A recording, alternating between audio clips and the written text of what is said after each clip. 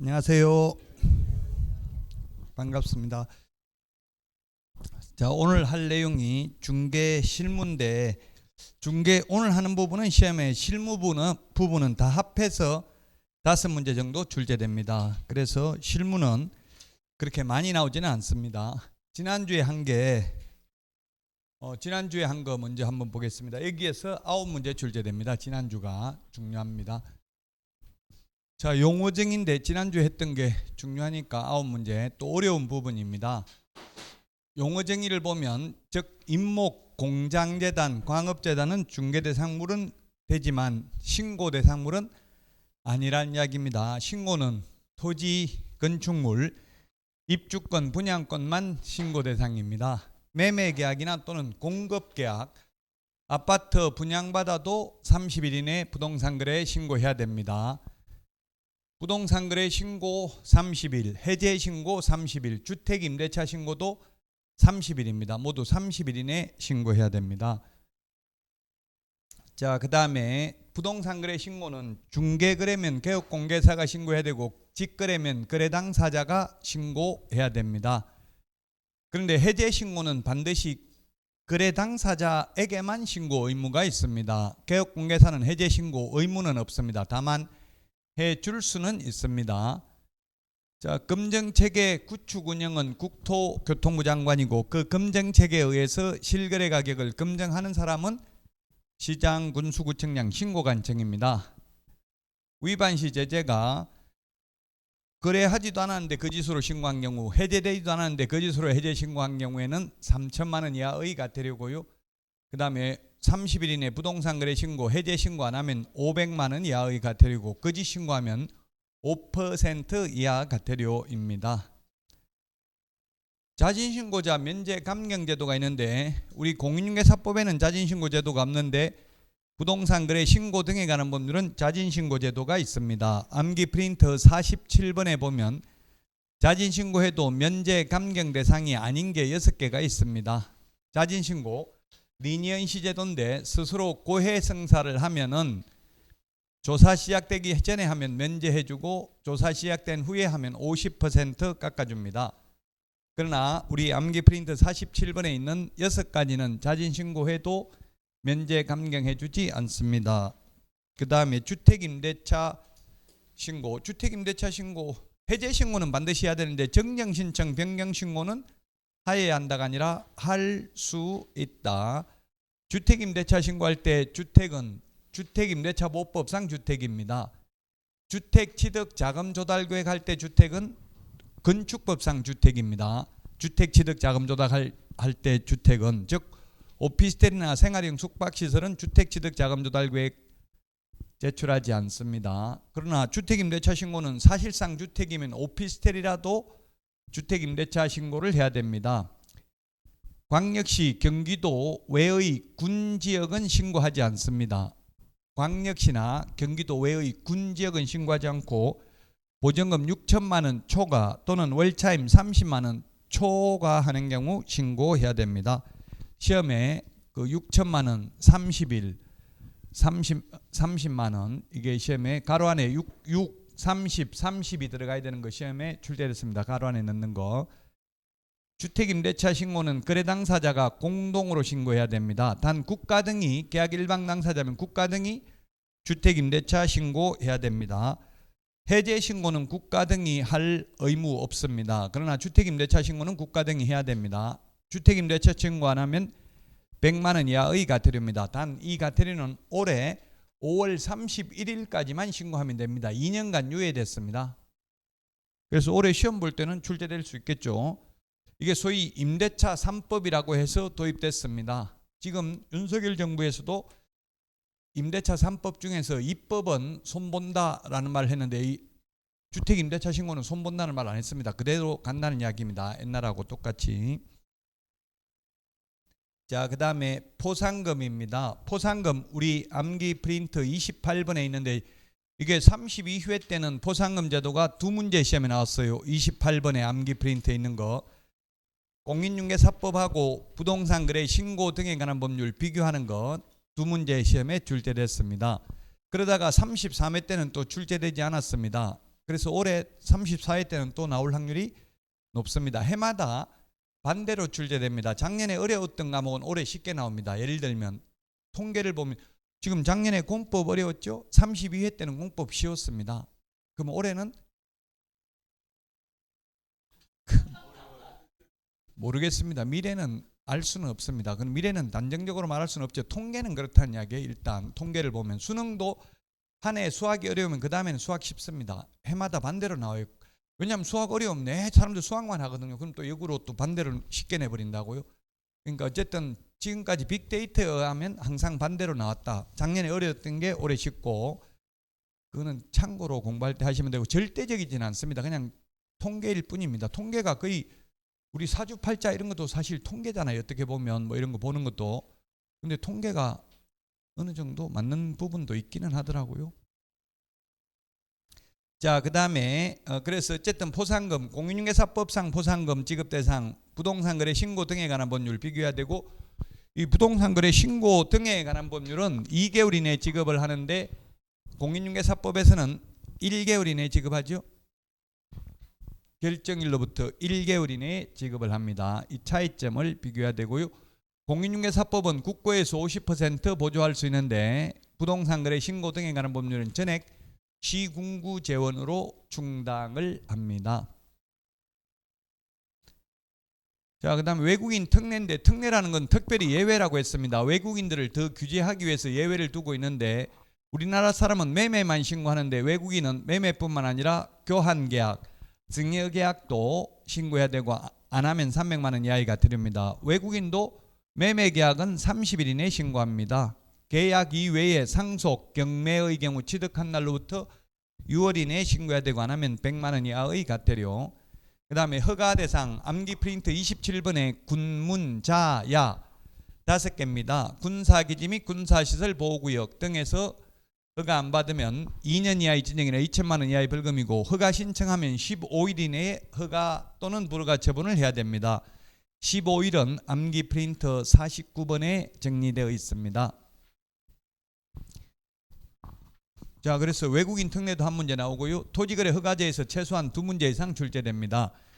허가구역 지정권자는 국토교통부 장관 또는 시도지사입니다. 허가권자는 누굽니까? 허가권자는 시장, 군수, 구청장입니다. 허가권자와 허가구역 지정권자가 다르다는 것 감정평가사 시험에 출제되고 우리 공법에도 출제됐습니다. 이 토지거래 허가제가 2017년까지는 국토의 구획 및 이용에 관한 법률에 있었습니다. 허가 대상의 경우에는 소유권, 지상권에 관한 유상계약이나 예약입니다. 일정 면적 초과입니다. 자, 그 우리 암기 프린트 32번에 있는데요. 면적이 주거지역은 얼마입니까? 주거 미지정 얼마 초과하면 허가받아요? 60초가. 상업, 공업지역은 150. 그 다음에 녹지지역은 얼마입니까? 200초가 하는 경우 허가받습니다. 그 다음에 도시지역 밖에서는 기타 250, 농지 500, 임야 1000제곱미터 초과하는 경우 허가받습니다. 이거 기준 면적 시험에 출제됐습니다. 자, 그 다음에 의무기간, 그 암기 프린트 32번에 동그라미 6번에 보면 의무기간이 있습니다. 허가받은 목적대로 사용해야 되는 의무기간이 주거용지, 주택용지, 그 다음에 복지시설, 편익시설, 대체토지 취득 2년이고요. 사업용 토지 4년, 현상보존 5년간 사용해야 됩니다. 자, 그 다음에 허가 위반하면 그 계약은 무효고요. 허가 안 받으면 2년 이하의 징역이나 또는 당해 토지 취득 가격 개별 공시지가 100분의 30에 상당하는 금액 이하의 벌금입니다. 그리고 이 허가받은 목적대로 사용하지 아니하면 이행강제금을 부과합니다. 10% 범위 내에서 대통령령으로 정하는 금액인데, 옛날에 공법에 국토의 구획 및 이용에 관한 법률에서 출제될 때는 이게 대통령령에 있는 개별 기준도 나왔습니다. 방치하면 10%, 임대하면 7%, 이용 목적을 변경하면 5%, 기타 7%를 부과합니다. 자, 오늘 할 내용입니다. 오늘 할 내용은 뭐 시험에 나온다면 분묘기지권, 장사 등에 관한 법률, 농지법, 확인설명서, 서식 비교, 최대 뭐 4문제까지도 나올 수 있지만 한 문제 정도 나올 수도 있습니다. 자, 가장 중요한 게 실무인데 실무라는 게 뭐가 실무냐 하면 실무는 중개 계약 체결 시점부터 계약 체결 시점까지를 실무라고 합니다. 계약 성사시킬 때까지를 일반적으로 실무라고 합니다. 실무가 뭐냐? 그 용어 정의를 시험에 낸 적은 없습니다. 그냥 실무라는 거 우리 집 팔아주세요 하면 팔릴 때까지 과정이 실무라고요. 자, 그래서 팔릴 때까지 가장 중요한 게 뭐냐면 중개대상물 조사 확인 설명하는 게 중요하다고요. 집을 팔아달라고 하면 집 살 사람한테는 이 집은 뭐 근저당이 얼마 설정돼 있다, 채권 채무 금액이 얼마이다 이런 걸 설명해야 되죠. 선순위 세입자가 있다 없다 뭐 예를 들면 권리관계 이런 걸 설명을 해야 됩니다. 자, 그리고 또 이게 분묘기지권이라는 게 있는데 분묘기지권 이거는 민법에 물권법에 나오는 물권입니다. 물권. 민법에서 물권은 법률이나 관습법에 의하지 아니하고는 임의로 창설할 수 없다. 법률로 규정되어 있는 거 8개가 있죠. 지상권, 지역권, 전세권, 그 다음에 유질저, 저질유, 저당권, 질권, 유치권, 그 다음에 소유권, 점유권이 있습니다. 8개밖에 없습니다. 법률에 규정된 것. 관습법상 인정되는 물권이 딱 2개입니다. 부동산에서는 법정지상권, 분묘기지권 이 2개밖에 없습니다. 통행권, 용수권 이런 거 인정되지 않습니다. 물권으로. 통행권이 인정되지 않기 때문에 보통 간혹 뉴스에 보면 땅값 비싸게 받으려고 아예 펜스 쳐가지고 못 들어가게 막아버리고 그러잖아요. 이때까지 몇십 년 다니던 길도 자기 땅이면 그래가지고 뭐 그래야 협상력을 높이죠. 비싸게 받을 수 있겠죠. 자, 분묘기지권이라는 건 오래된 옛날에 설치된 내 땅이라 하더라도 마음대로 그 이장 못한다는 이야기입니다. 그럼 그 땅을 경매로 낙찰받아도 그 묘를 강제로 파낼 수 없다는 이야기입니다.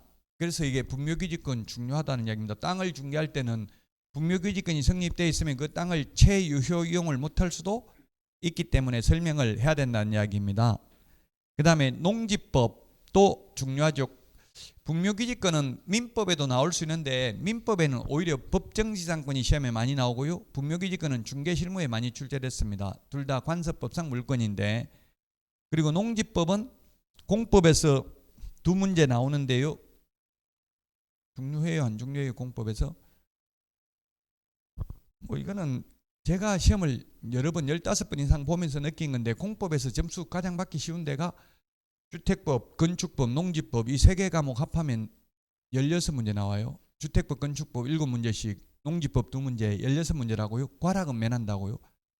국토의 계획 및 이용에 관한 법률 12문제 나오는데 분량이 국토의 계획 및 이용에 관한 법률이 훨씬 더 공부할 양이 많다는 이야기. 공부할 거 조금 공부해가지고 점수 받기 쉬운데 근데 대부분 수험생들이 인터넷에 보면 농지법은 맨 뒤에 있으니까 2문제밖에 안 나오니까 아예 포기하겠다, 안 보겠다 이렇게 생각하는 분들이 많은데요. 저는 그 바람직하지 않다고 생각해요. 개인적으로는.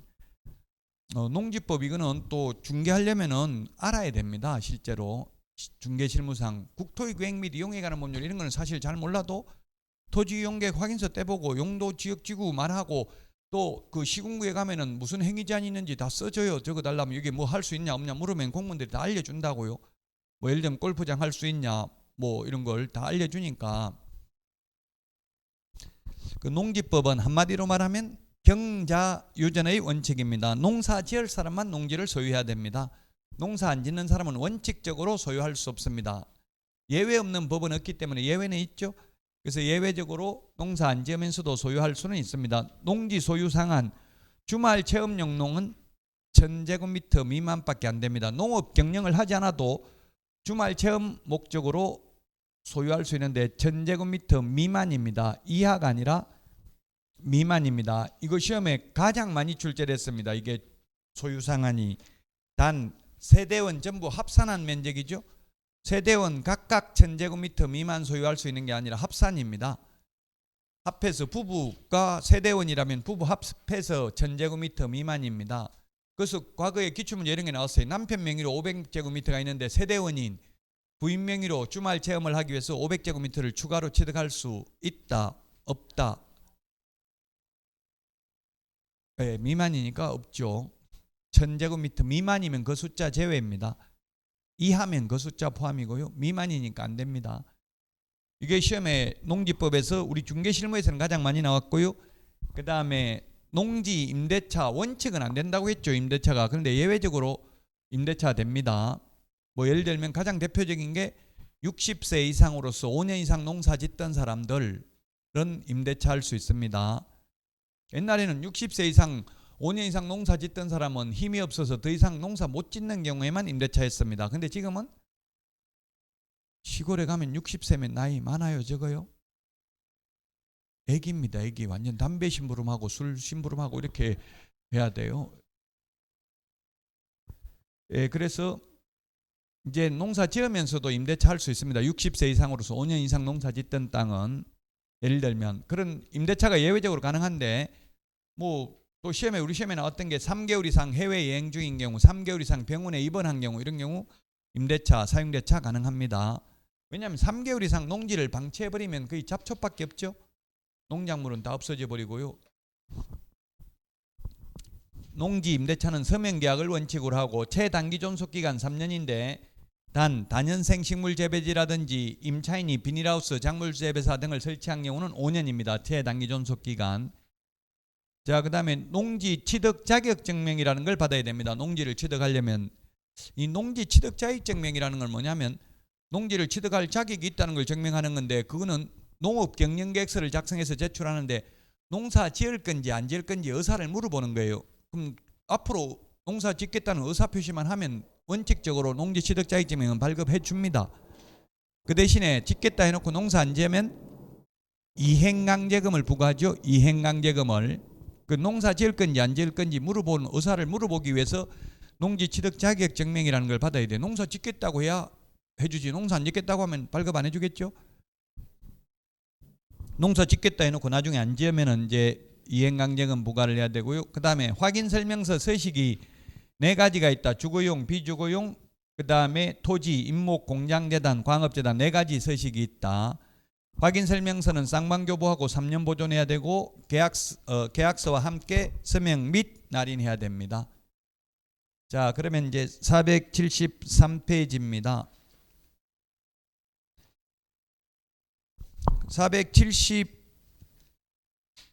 470페이지에 보니까 470페이지 맨 위에 보니까 뭐라고 돼 있어요? 중개실무는 30% 정도 출제된다라고 되어 있습니다.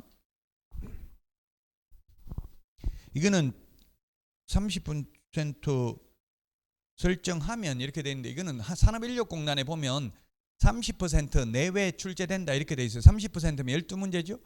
근데 최근 5년간 기출문제를 분석하면 5문제밖에 안 돼요. 거의.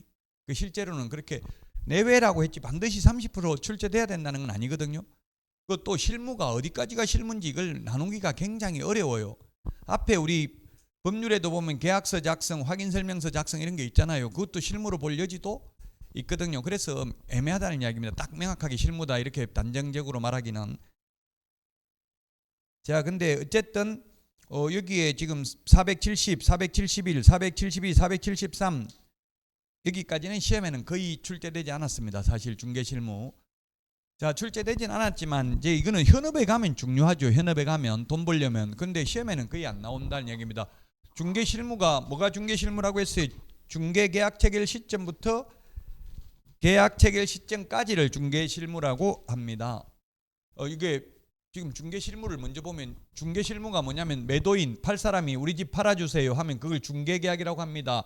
매수 의뢰인이 사주세요 하면 그것도 중개계약입니다. 이 중개계약 체결 시점부터 거래계약 체결 시점까지를 중개실무라고 한다고요. 일반적으로. 이때 일어나는 일이 중개실무입니다. 그래서 이 중개실무를 잘해야 돈 버는 거고 돈 벌려고 자격증 따는 거죠 사실. 자, 그러면 먼저 다시 중개실무 과정을 보면 중개계약 체결. 중개계약 체결인데 미국에서는 이걸 리스팅 목록 뭐 이런 뜻도 있죠. 리스팅이라고도 하더라고요. 우리 시험에 리스팅 이런 게 나온 적은 없고요. 중개계약을 먼저 체결합니다. 우리 집 팔아주세요, 사주세요. 아까 중개계약 봤잖아요. 이게 중개계약이라고요. 중개계약을 체결하고 나면 중개 업무계획을 수립한다. 어떻게 계약 성사시킬 건지 계약 수립하고 계획을 수립하고 가장 중요한 게 중개사물 조사 확인이라는 이야기입니다. 조사 확인. 근데 제가 실장으로 취직해가지고 이제 이게 배운 대로 하려고 조사 확인 하려고 하니까 아파트 매물 접수 누가 팔아주세요 하면 저는 바로 그 집에 가보거든요. 그럼 제가 지금 가서 봐도 되겠습니까? 하면 다 거의 싫어하진 않아요. 팔 사람은 빨리 팔아야 되니까 자꾸 중개업소에서 온다고 하면 그렇게 싫어하진 않더라고요. 그 제가 손님 데리고 가는 게 아니고 저 혼자 갈 건데 일단 가서 제가 먼저 보려고 그러는데 봐도 되겠습니까? 하니까 거의 다 오라고 하더라고요. 오지 말라고는 안 해요. 근데 사장님이 엄청나게 싫어하더라고. 제가 실장인데 그 왜 똑같은 집 왜 가려고 가서 무슨 짓거리 하려고 자꾸 가려고 하냐고 싫어해요. 사무소에서 뭐 일 시키는 거 귀찮으니까 자꾸 나간다 이런 식으로 이야기를 하더라고요. 근데 실제 똑같은 아파트라도 그 집 구조 이런 걸 가봐야 돼. 완전히 다를 수가 있어요. 완전히 다르더라고. 똑같은 집이라도. 그래야 손님 오면 설명을 하려면 먼저 봐야 되잖아요. 그래서 보려고 하는데 싫어하더라고. 그래서 어쨌든 여러분들은 개업할 때 바로 개업하지 말고 취직을 1년만 취직해보면 절대 안 망합니다. 1년만 있어보면. 1년 있어보면 중개사무소에서 일어날 수 있는 일은 거의 다 일어나거든요. 1년 동안. 별의별 일이 다 생긴다고 1년만 근무해보면. 참아야 돼. 1년 동안 거의 월급도 많이 못 받고 아예 월급 없는 데도 많아요. 그냥 완전히 그 몇 퍼센트로 준다 이렇게 하는 데도 많아요. 그래도 돈 한 푼도 못 받아도 하는 게 좋아요. 그게 나중에 나 혼자 개업해가지고 망하면 손해보는데 손해 안 보는 것만 해도 돈 버는 거라고 생각하면 돼요. 지금 수도권은 그래도 기본금을 줘요. 대체로 주는 데가 많아요. 근데 비수도권 지역은 아예 기본금 없어요. 거의 뭐 자기가 한 거 몇 퍼센트 이렇게 줘요. 그 대신에 이게 자기가 한 거 이걸 또 나누기가 어렵잖아요. 어떻게 내 손님이 그러면 스스로 와서 워킹 손님이라고 하거든요. 제 발로 걸어서 온 손님은 그러면 그 어떻게 할 건지 내 손님인지 이런 걸 애매하죠. 나누기가. 그 좋은 사장님 같은 경우는 보통 워킹 손님 그냥 다 네가 해라 이렇게 하는 경우도 있고요. 안 그런 사장님들은 워킹 손님 다 내 거다. 너는 네가 어디 가서 구해와라 이렇게 하거든요. 그래서 직원들이 수시로 자주 바뀌는 그런 사무소는 별로 안 좋다는 이야기예요. 그럼 자주 바뀐다는 이야기는 사장이 거의 99% 다 먹고 직원은 어떻게든지 돈 못 받아가게 하려고 하는 데거든요.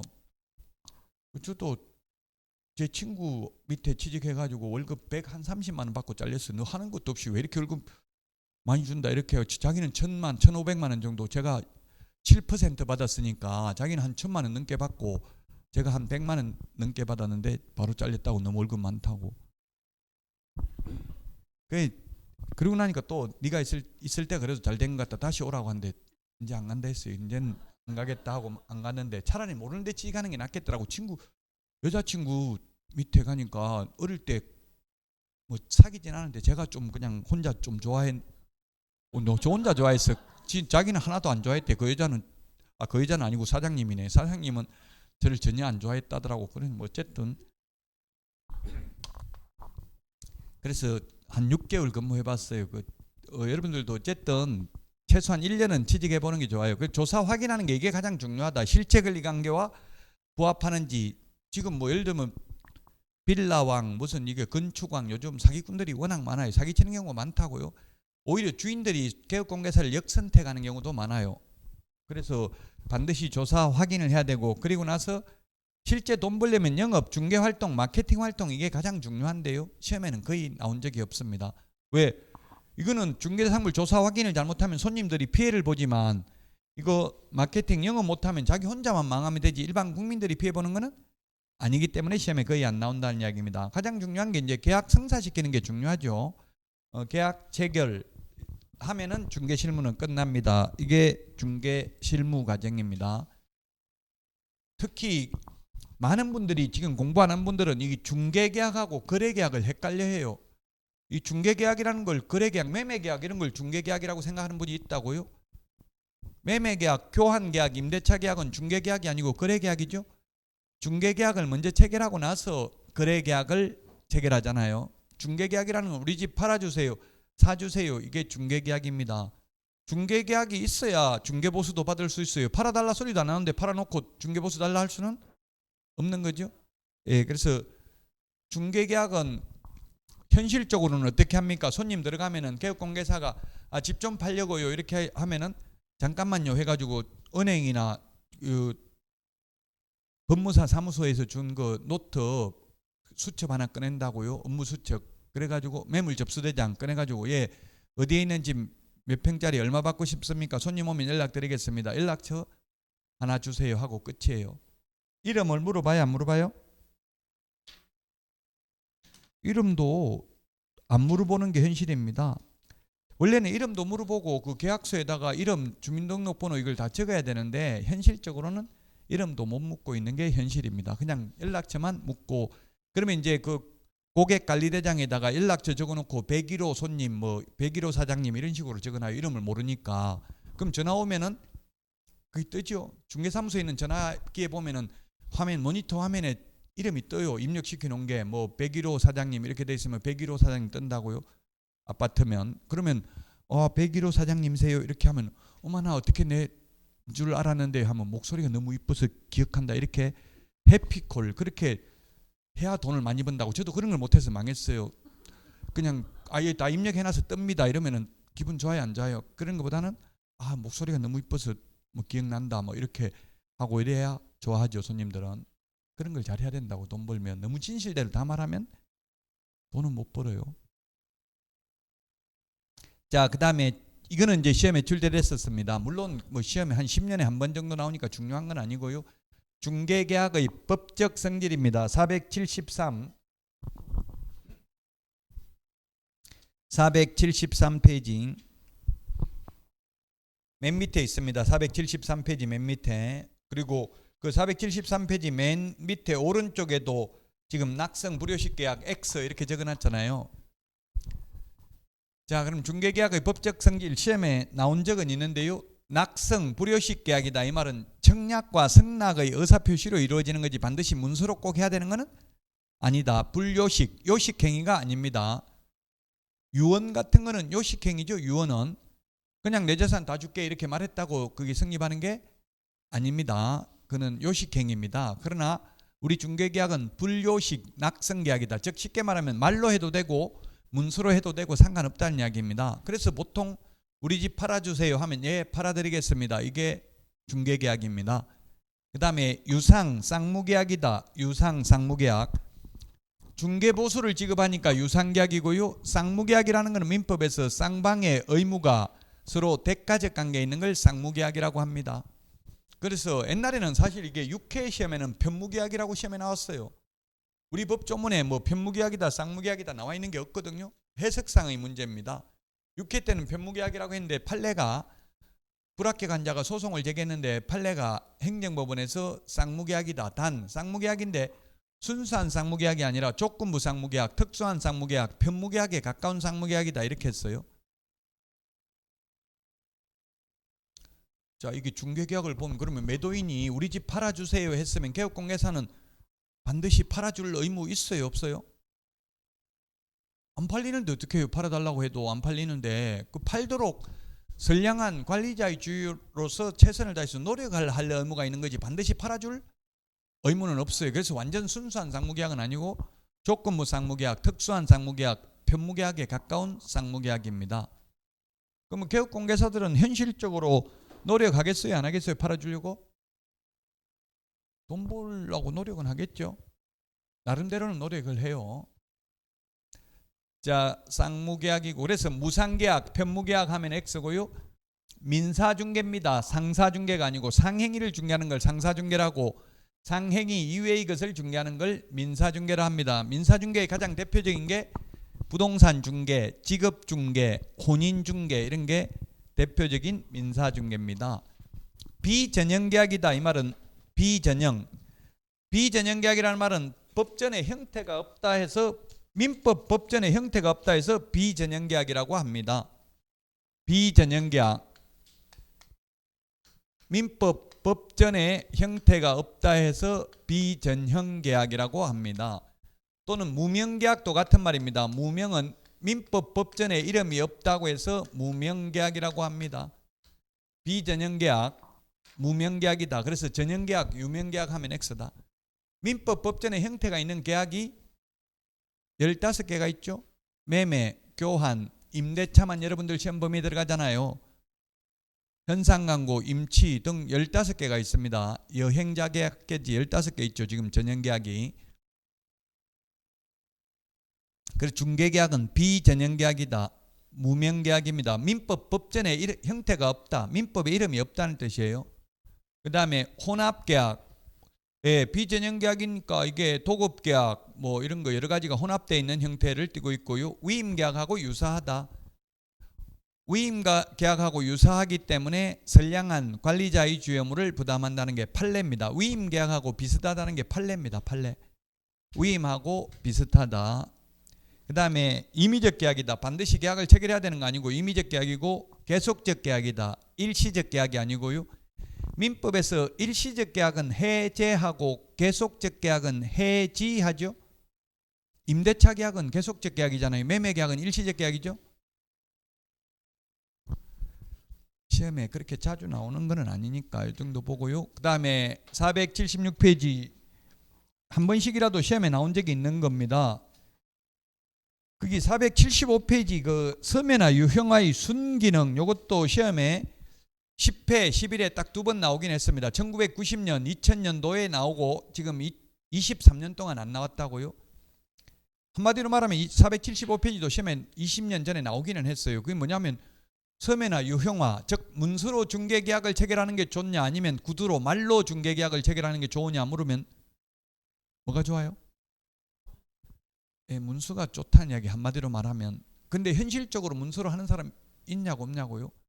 저 다 문서로 해요? 다 말로 해요. 아니, 우리 집 팔아주세요, 사주세요 이걸 문서로 하냐고. 거래계약, 매매계약은 문서로 하지만 저는 중개계약 문서로 한 번도 못 해봤어요.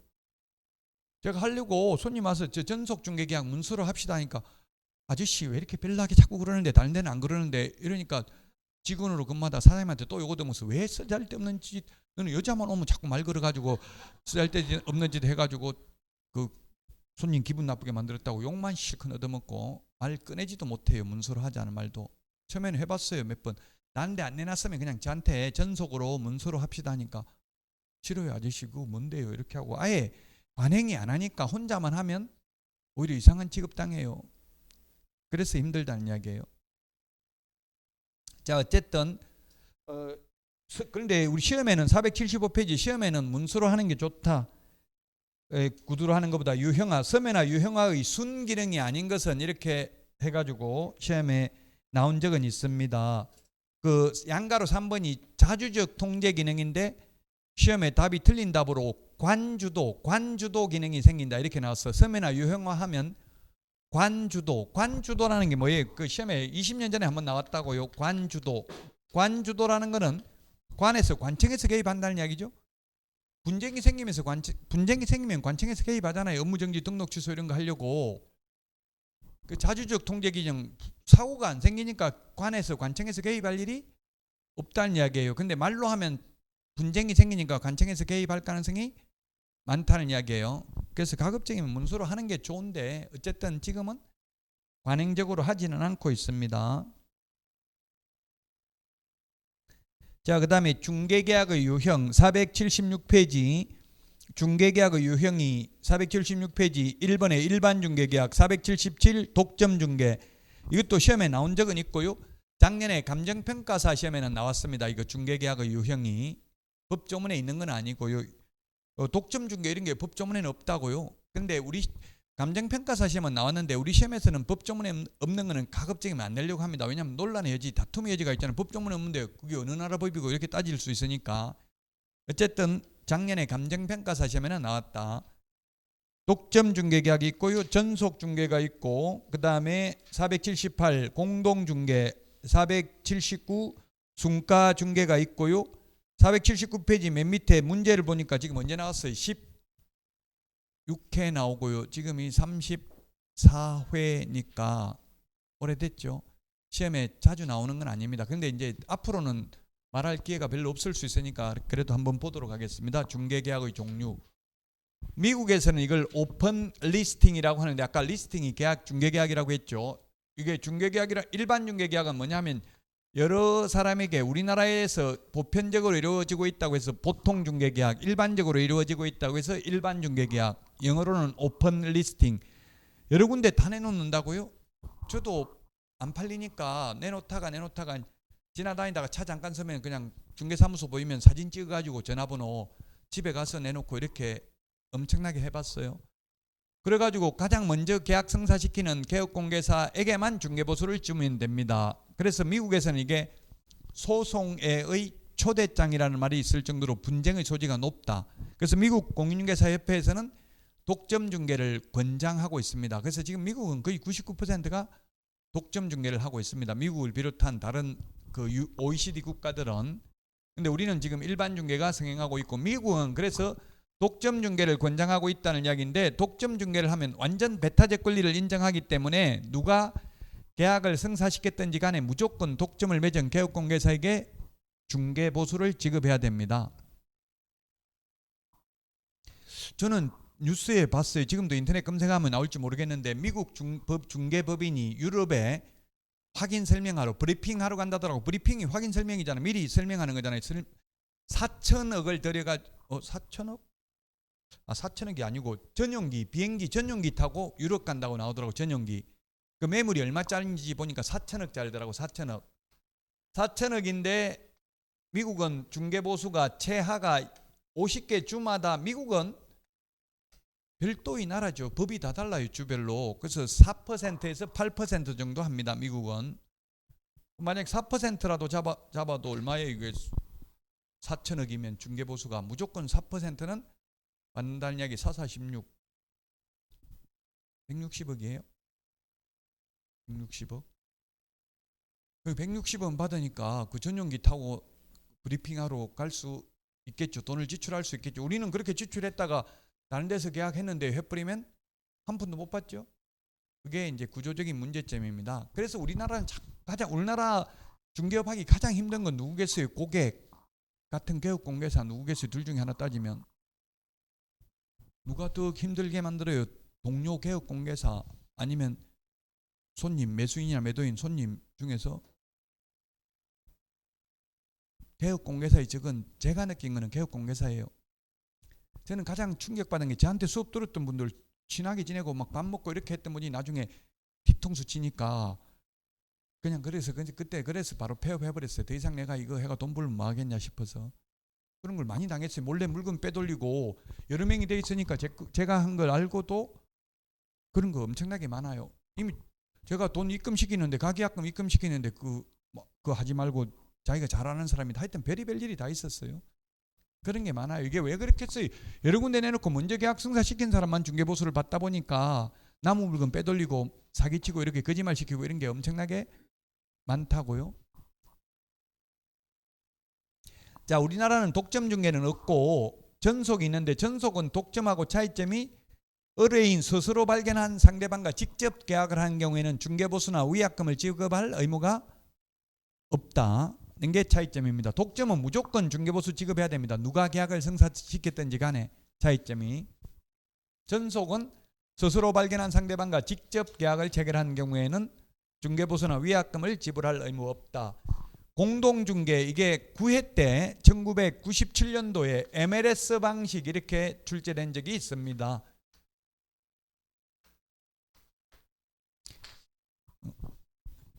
강원대학교 문영기 교수께서 이렇게 출제를 했었는데, 지금은 뭐 명예 교수이신데, 멀티플 리스팅 서비스 시스템, 공동중개를 MLS 방식 뭐 이런 식으로 했었습니다. 그 공동중개, 그 당시만 해도 우리나라 공동중개 거의 없었습니다. 20년 전만 해도. 제가 뭐 20년 전은 아니지만 제가 처음에 초창기 때 할 때 공동중개 어떤 식으로 했냐면, 매물을 서로 교환하려면 팩스로 주고받았어요. 어떤 매물이 있다. 팩스로 주고받으면 받아놓고는 어떻게 했냐면, 저한테 물건 받아놓고 자기 혼자서 독점 중개하는 거예요. 자기 혼자서 손님 데려가서 양쪽 다 중개보수 받아버리고 나중에 몇 달 지나서 그걸 알게 되고 이러면 이제 그런 게 뒤통수 치는 거라고요.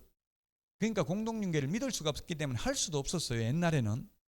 근데 지금은 인터넷으로 하고요. 아파트는 CCTV가 다 있기 때문에 나중에 증거를, 그리고 요즘은 중개보수 분쟁조정위원회도 있어요. 협회에.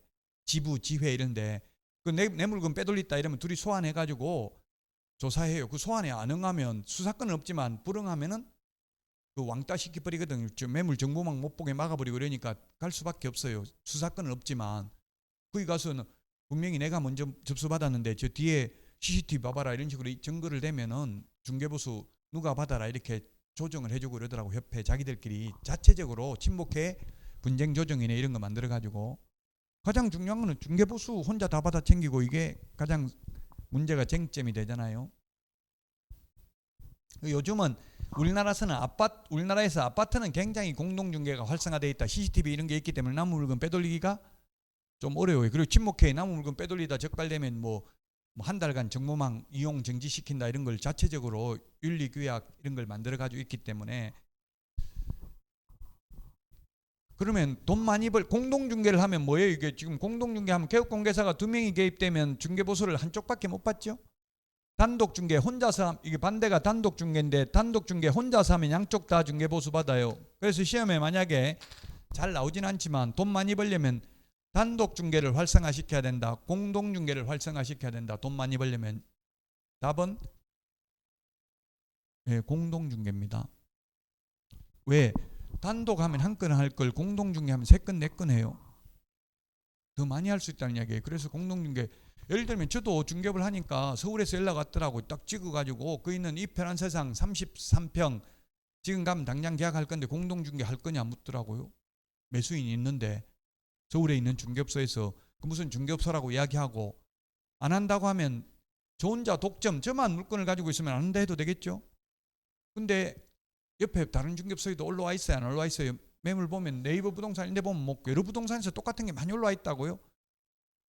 하겠다고 해야 되죠. 하겠다고 하면 제가 외도인한테는 받을 수 있는데 안 하겠다고 하면 이미 다른 데 가서 해버리고 가지고 한 푼도 못 받는다고요. 그러니까 공동중개를 활성화시켜야 된다고. 혼자 하려고 욕심지기다가 한 건도 못 할 걸 공동중개하면 2건 3건 할 수 있으니까 공동중개를 활성화시켜야 된다고요. 순가중개, 인정작업 이런 말 많이 합니다. 입금가 얼마, 평당 얼마만 입금식. 땅 같은 거는 평당 얼마입니까? 주로 입금가. 예. 따지게 돼 있다고.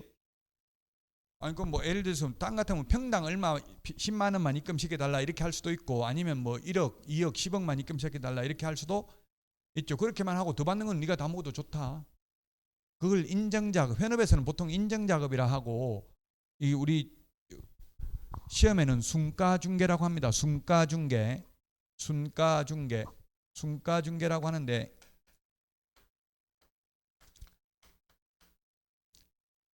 이 시험에 출제되는데 순가중개는 당연히 위법이다. 법 위반이다. 옵니까 X입니까? 순가중개 계약은 당연히 공인중개사법 위반이다. 입금가 10억만 입금시켜주고 아파트 뭐 예를 들면 5억 하는 걸 7억만 입금시켜주고 보통 보면 좀 더 높게 입금시켜달라는 경향이 많죠. 실제 5억이면 6억만 입금시켜주고 더 받는 건 다 먹어라.